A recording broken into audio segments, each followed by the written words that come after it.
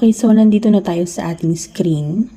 Punta lang tayo dito sa ating Google Chrome. I-type lang natin yung Surf to Sawa loading or Surf to Sawa load. And then, lalabas na yung S2S website. I-click lang natin. Okay? Then, after, i-scroll down mo. Scroll down natin kung alin ang package na gusto natin. And then, dun sa taas, i-click natin yung 3 lines para makita natin yung top up. And then, sa baba, i-scroll down mo lang. Click mo lang yung continue. Click mo yung, dito ang pinili ko is yung 700. Good for 1 month na siya.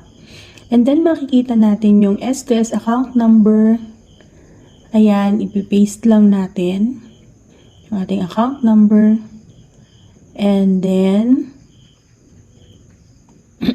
pay now, yes. Confirmation, yes lang natin. And then, we will have to fill out the payment information. So, magbabayad tayo using GCash.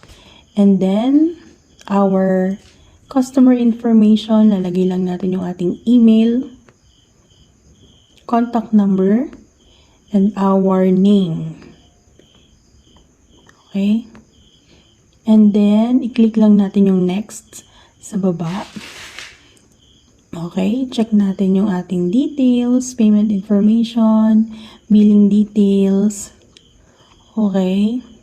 Then, I have read and agreed to pay Mongo's privacy policy. Next mo lang yon. And guys, dito, dadalhin niya tayo sa GCash.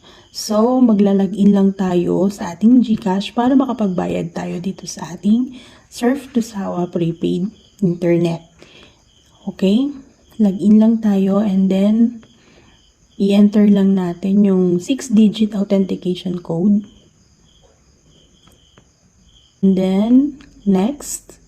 And then our MPIN, GCash MPIN. Next. Okay, so intayin lang natin siya. Yan, ganyan lang kadali kung paano mag-load ng Surf to Sawa prepaid internet. Okay, and then, check natin. Total is 700, so wala siyang charge, guys. Okay, pay, and then we click the proceed. Yan. So, GCash payment successfully received.